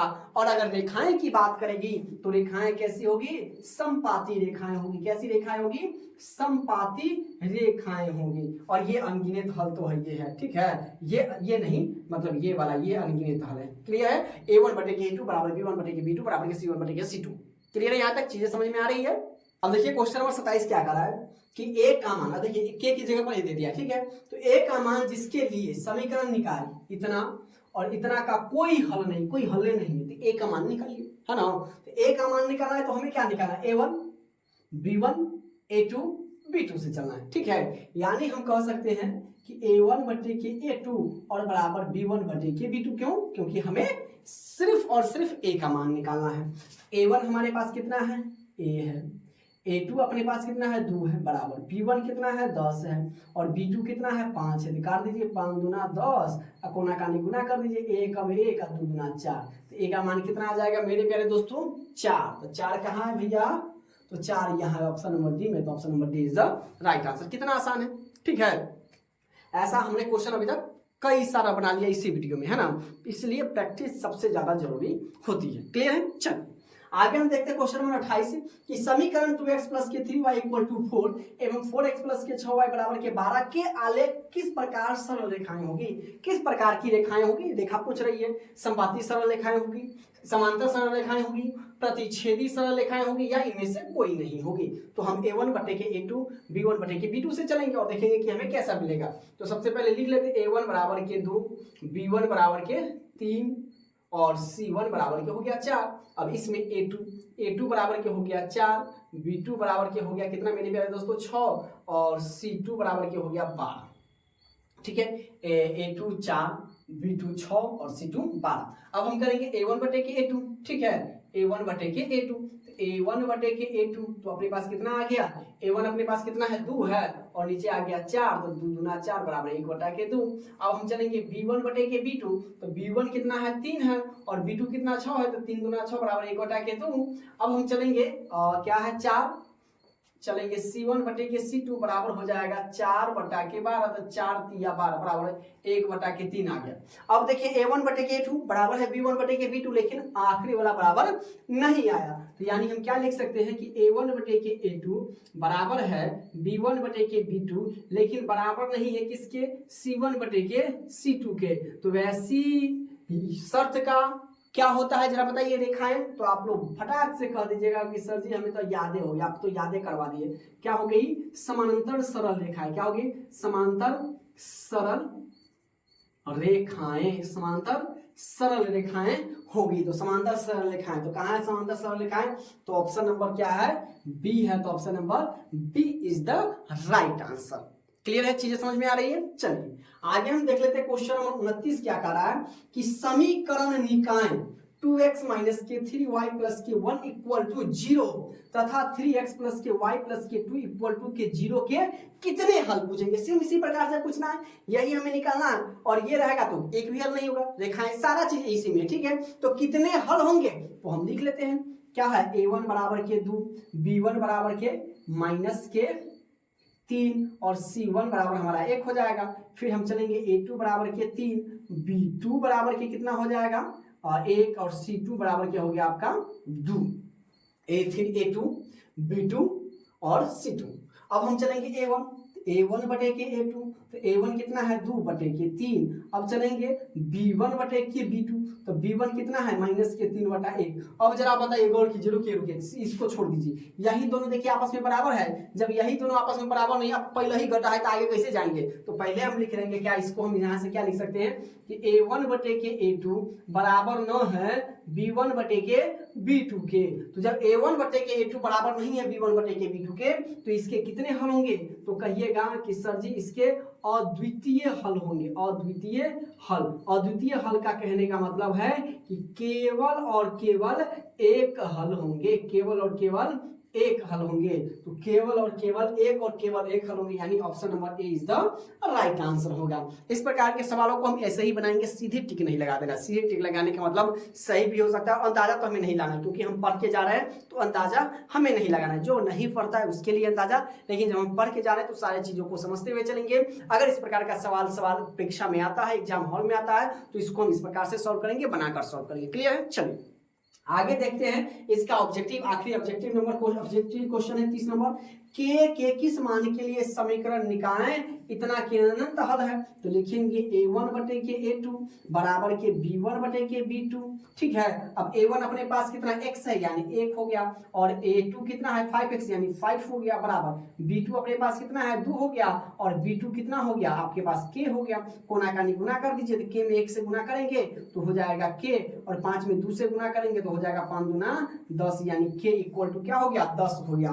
तो k equal to option number B is the right answer. कहीं भी अगर चीजें समझ में नहीं आ रही है तो आप हमें कमेंट्स कर सकते हैं मेरे प्यारे दोस्तों। क्या कर सकते हैं, कमेंट्स कर सकते हैं। तो आप लोग इसमें थोड़ा भी हिचकिचाइए नहीं कि सर जी हमारा जवाब देंगे कि नहीं देंगे, आपका हर एक जवाब देंगे, क्योंकि ये चैनल सिर्फ और सिर्फ एजुकेशन पर्पस के लिए बनाया गया है, विद्यार्थियों के लिए बनाया गया, आप लोगों के लिए बनाया गया। तो ये चैनल हमारा नहीं है, ये चैनल आप लोगों का है। तो आप लोग जो कहिएगा वही पढ़ाया जाएगा, इसलिए कमेंट्स, लाइक और चैनल को सब्सक्राइब करने में कमी नहीं की जानी चाहिए। और वीडियो को अच्छे लगे, वीडियो अच्छा लगे तो अपने दोस्तों के पास जरूरी से शेयर करें। क्लियर है।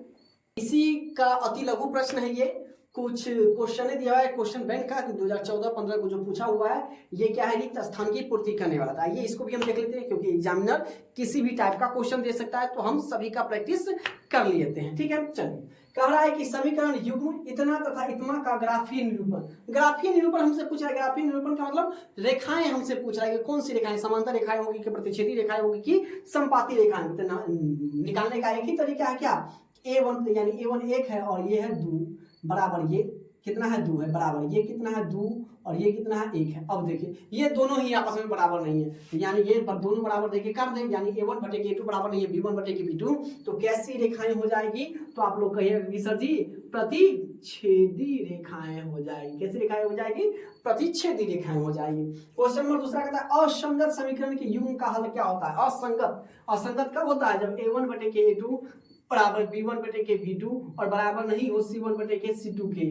तो इसमें बताइए हलों की संख्या कितनी होगी, या नहीं सर हल नहीं होता है, तो हल नहीं होता है, युग्म का हल नहीं होता है। क्लियर है। चलो तीसरा कहता है आश्रित समीकरण। ये तो आप लोगों का फटाफट सबसे आसान, A1 बटे A2 बराबर B1 बटे B2 बराबर C1 बटे C2। तो क्या वो हल,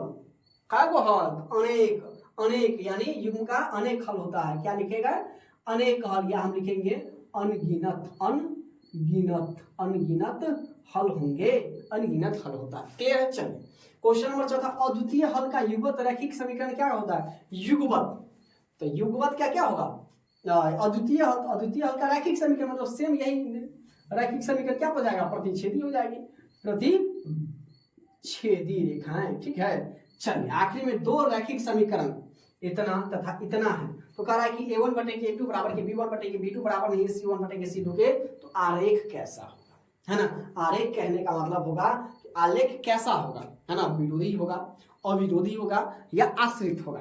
तो आपसे आलेख का मतलब युग्म पूछ रहा है, तो बताइए कैसा होगा। आप लोग जानते हैं सर जी, अगर ऐसा होगा तो इसको हम लोग क्या कहते हैं, विरोधी कहते हैं। क्या कहते हैं, विरोधी कहते हैं। सब अगर बराबर हो तो आश्रित कहते हैं, और पहला बराबर ना हो, मतलब A1 बटे A2 बराबर नहीं हो B1 बटे B2 के, इसको क्या कहते हैं, अविरोधी कहते हैं। क्या कहते हैं, अविरोधी। इसको ध्यान में रखना बहुत जरूरी है। यह क्या हो जाएगा मेरे प्यारे दोस्तों, विरोधी होगा। क्या होगा, विरोधी होगा। क्लियर है। चलिए अब हम लोग सब्जेक्टिव क्वेश्चन की ओर बढ़ते हैं। यहां से हम लघु उत्तरीय प्रश्न को सॉल्व करेंगे। क्वेश्चन नंबर 1 क्या कर रहा है कि अनुपातों में A1 बटे A2 B1 बटे B2 C1 बटे C2 की तुलना कर ज्ञात कीजिए कि दिए गए रैखिक समीकरण के युग्म संगत या असंगत है। ये हमें कुछ समीकरण, ये दूसरा समीकरण दिया हुआ है और हमसे ये पूछ रहा है कि इसके युग्म जो होगा वो संगत होगा अथवा असंगत होगा। तो हम A1 बटे A2 B1 बटे B2 और C1 बटे C2 पर हम इसको सॉल्व करेंगे। तो किस प्रकार से सॉल्व करेंगे, तो सबसे पहले तो हम लिख लेते हैं कि 2x माइनस के 3y इक्वल टू 8 है। ये लघु उत्तरीय प्रश्न में मतलब 2 नंबर के क्वेश्चन में आता है, इसको हम एक एक चीज लिखकर ही बनाएंगे। ठीक है। अब देखिए ये हो गया, ये समीकरण 1 हो गया और ये हो गया 4x माइनस के 6y इक्वल टू 9, ये हमारा समीकरण 2 हो गया। अब समीकरण 1 में हमारा A1 B1 और C1 होगा और इसमें हमारा A2 B2 और C2 होगा। तो यहाँ पर हम लिख लेंगे कि A1 बराबर के 2, B1 बराबर के माइनस के 3 और C1 बराबर के। एक एक चीज सब्जेक्टिव में, ऑब्जेक्टिव में तो हम चलिए ऐसे बना लेते हैं कि डायरेक्टली हमको क्योंकि टिक लगाना है, इसमें हमें बताना है कि हमने किस प्रकार से क्वेश्चन को सॉल्व किया है। क्लियर है। चलिए ये हमारा हो जाएगा A2 बराबर के 4, B2 बराबर के माइनस के 6 और C2 बराबर के हो जाएगा 9। अब हम करेंगे A1 बटे के A2 B1 बटे के B2 और C1 बटे के C2 करेंगे।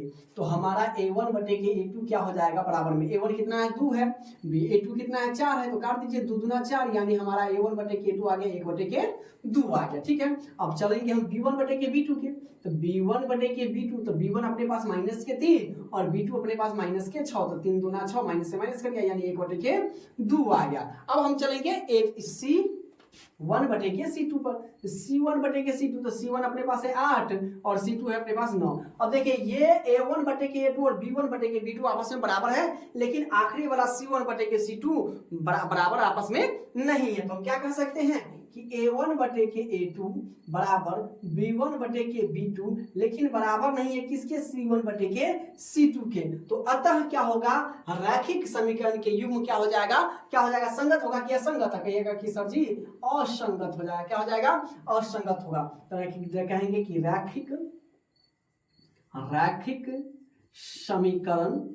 रैखिक समीकरण के युग्म, क्योंकि हम सब्जेक्टिव बना रहे हैं तो हमें तो 2 नंबर पूरा का पूरा चाहिए, तो ऐसे लिखेंगे रैखिक समीकरण के युग्म क्या हो जाएंगे, असंगत है। रैखिक समीकरण के युग्म कैसा है, असंगत है। क्लियर है। चलिए आगे इसका दूसरा नंबर क्वेश्चन सेम वही है, अनुपात में दिया हुआ है रैखिक समीकरण का युग्म संगत है या असंगत है, बस ये क्या दिया हुआ है, बटे में दे दे, तो बटे में दे दे तो अपने को क्या लेना देना, बटे में रहे हम लिख लेंगे। तो A1 बराबर के 3 बटे के 2, B1 बराबर के आपका 5 बटे के 3, C1 बराबर के आपका हो गया 7। अब हम चलेंगे क्या, A2 में, तो A2 बराबर के आपका हो जाएगा 9, B2 तो B2 बराबर आपका हो जाएगा -10, ठीक है, और C2 बराबर हो जाएगा आपका 14 हो जाएगा। तो A1 बटे के A2, B1 बटे के B2 और C1 बटे के C2 हम निकालेंगे, ठीक है। तो यहीं पर निकाल देते हैं क्या, यहाँ पर निकाल लेते हैं A1 बटे के A2, तो A1 अपने पास है 3 बटा के 2 और A2 अपने पास है बटे के 9।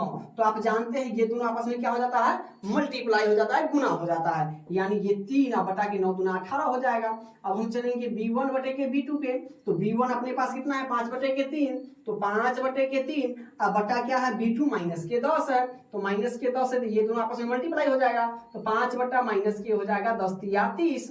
अब हम चलेंगे C1 बटे के C2, तो C1 अपने पास कितना है, 7 है, और C2 अपने पास कितना है, 14 है, तो 7 दूना 14, यानी ये हो गया 1 बटा के 2। अब देखिए कोई आपस में बराबर है, नहीं है बराबर, यानी हम कह सकते हैं कि A1 बटे के A2 बराबर नहीं है किसके, B1 बटे के B2 के। तो जब ये दोनों आपस में बराबर नहीं होंगे तो हम क्या लिखेंगे कि रैखिक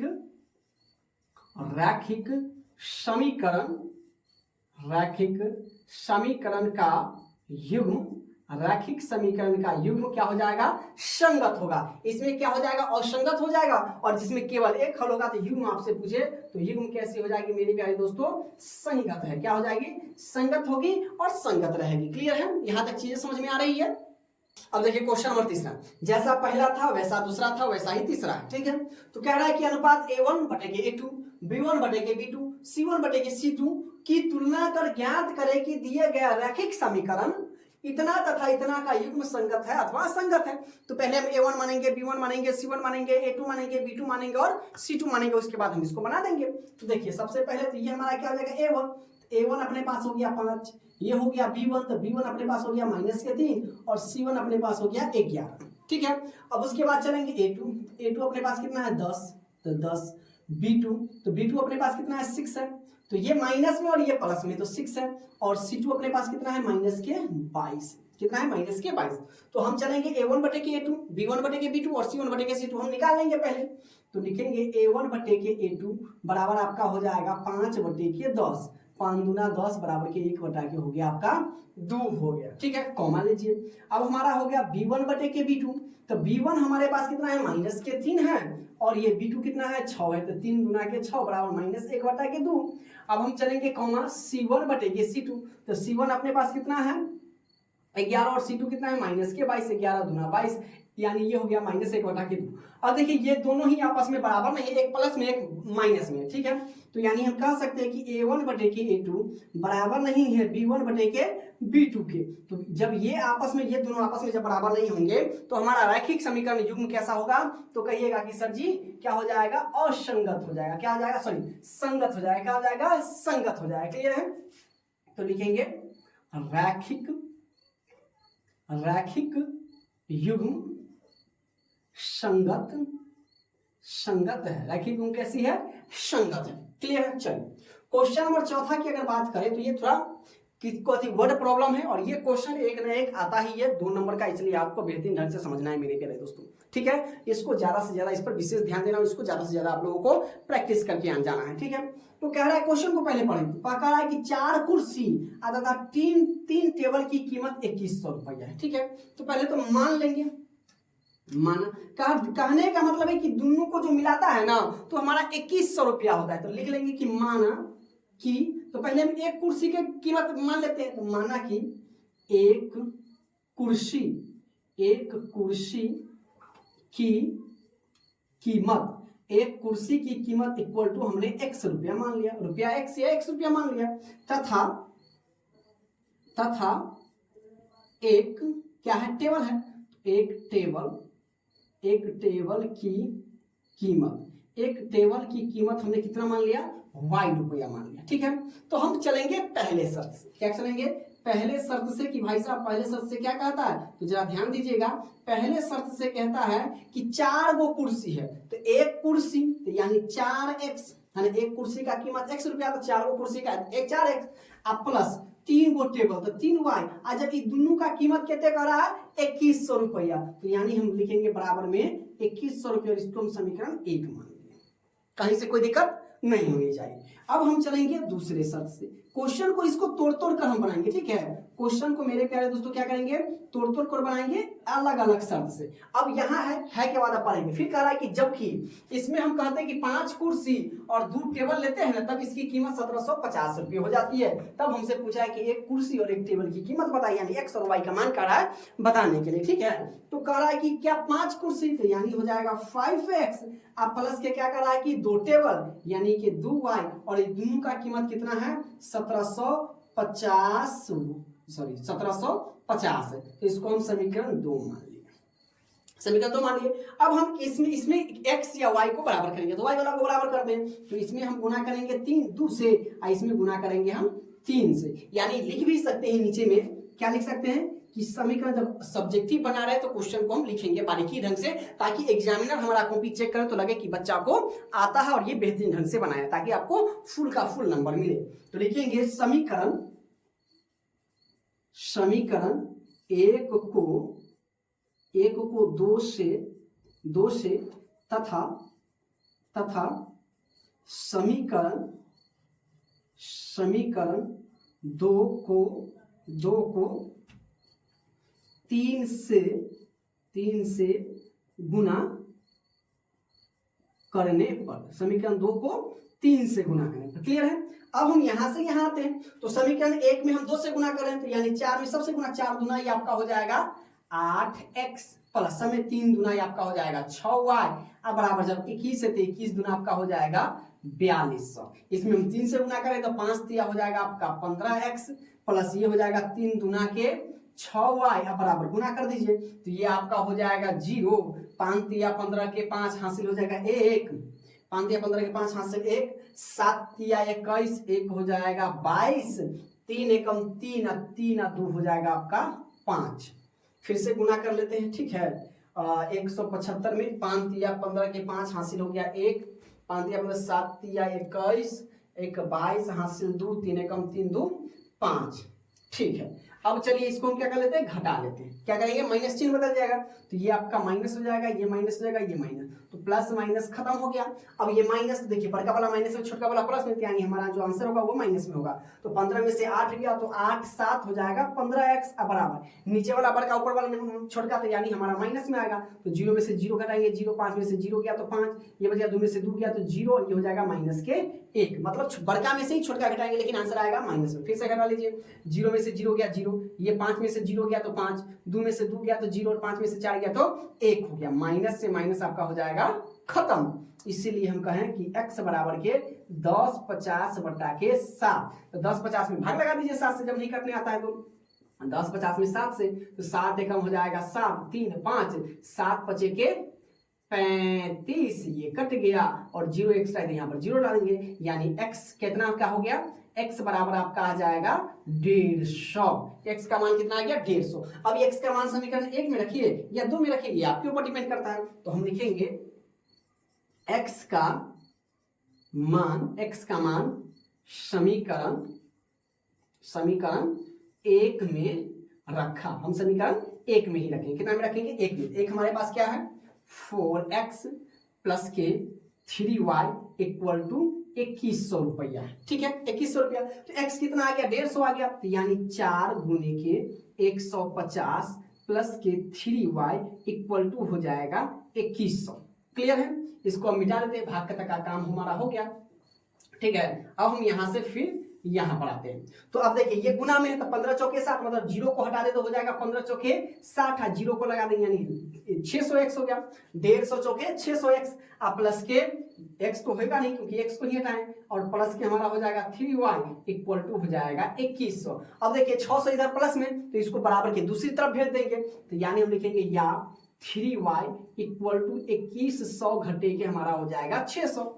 ठीक है, तो 600 हो जाएगा, तो या 3y इक्वल टू, अब घटा दीजिए, दो गो जीरो है तो दो गो जीरो का जीरो, ये हम आपका हो गया कितना 11, तो 11 में से 6 गया तो 6 5 गया, और ये बच गया आपका 1 15, तो इसीलिए 3 इधर गुना में, तो इसीलिए y बराबर करेंगे तो उधर क्या चीज बदल जाएगा, भाग में बदल जाएगा, यानी 1500 बटा के 3, तो 3 पचे आपका हो जाएगा 15, 3 पचे के 15, यानी y का मान आपका आ गया कितना 500 रुपया। तो हमने माना था कुर्सी की कीमत x रुपया और टेबल की कीमत y रुपया, यानी कुर्सी एगो कुर्सी का दाम हो गया 150 रुपया और एगो टेबल का दाम हो गया 500 रुपया। तो लिख लेंगे हम एक कुर्सी की कीमत बराबर के 150 रुपया तथा एक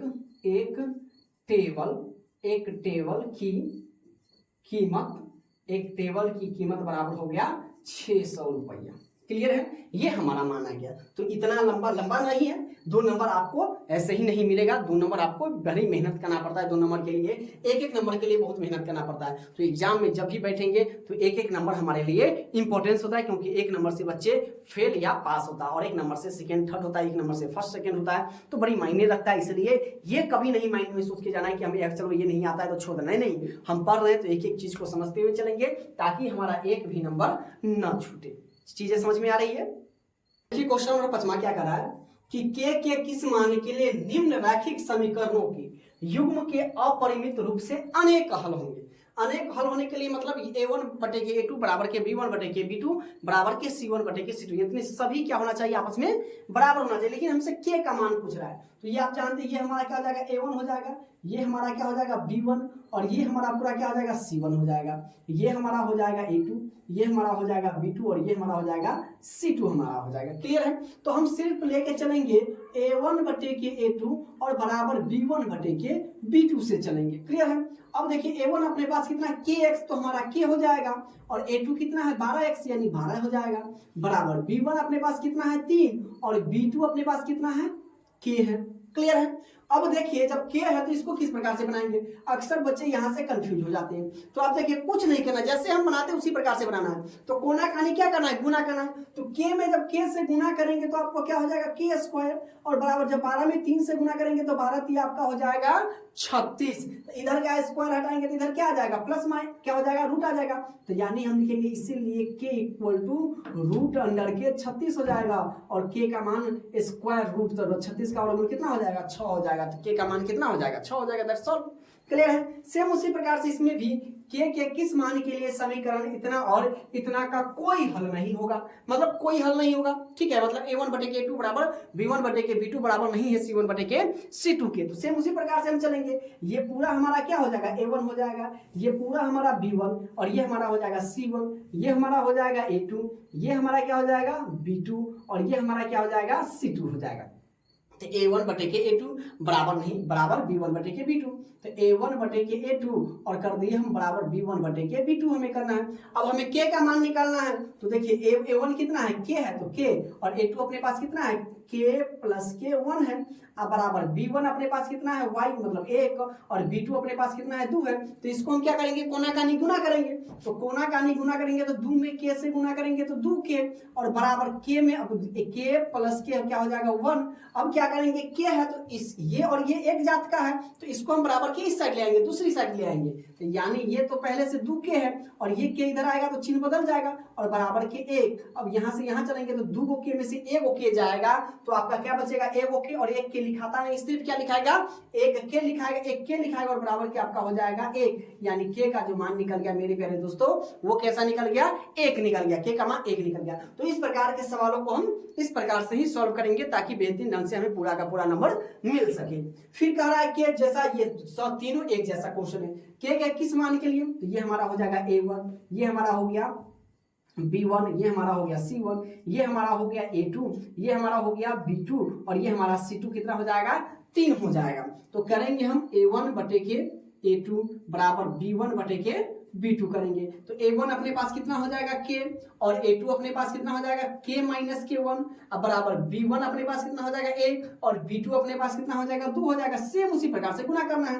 अब देखिए गुना करनी तो ये आपका हो जाएगा 2K अब बराबर K माइनस K1 हो जाएगा। ये इसमें प्लस था इसमें माइनस है, K को इधर ले आइए तो 2K माइनस के और उधर क्या हो जाएगा माइनस के 1 यानी 2K में से 1 K जाएगा तो K बराबर के माइनस का 1 यानी इसीलिए K का मान क्या आ गया माइनस का 1 आ जाएगा मेरे प्यारे दोस्तों। ठीक है, K इक्वल टू क्या हो जाएगा माइनस के 1 हो गया और इसी के साथ इसका लघु उत्तरीय प्रश्न भी कंप्लीट होता है। तो आज के ये वीडियो बड़ा ही शानदार वीडियो है। अगर आपको पसंद आया होगा तो वीडियो को लाइक करके चैनल को सब्सक्राइब करके अपने दोस्तों के पास जरूर शेयर करें। मिलते हैं फिर एक नई क्लासेस के साथ, तब तक के लिए जय हिंद।